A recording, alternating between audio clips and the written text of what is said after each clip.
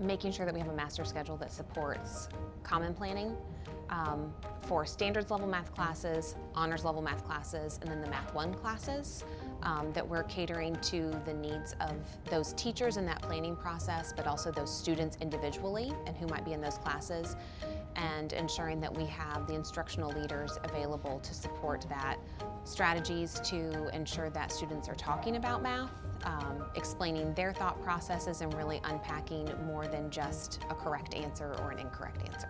Number one is get to know the kids. The only way students are going to learn from me is if I know them and I can acknowledge them as individuals and learn who they are and how they learn.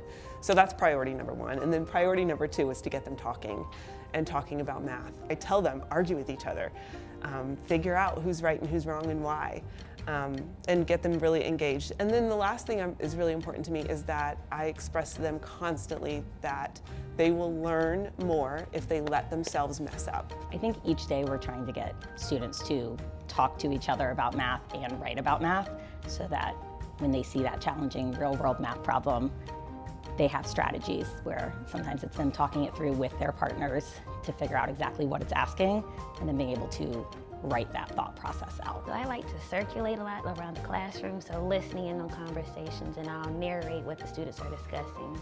So then I also even mention things that they should be talking about in their conversation so that it is purposeful conversations and just not off task.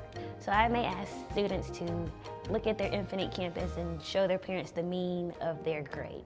So then parents are now able to see that they know that the average is their grade. So it's a lot of student-centered instruction, students learning from each other, not just from the adult.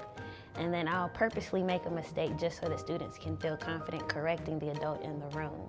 Because again, they need to learn that I'm a student as well, so I can learn from them.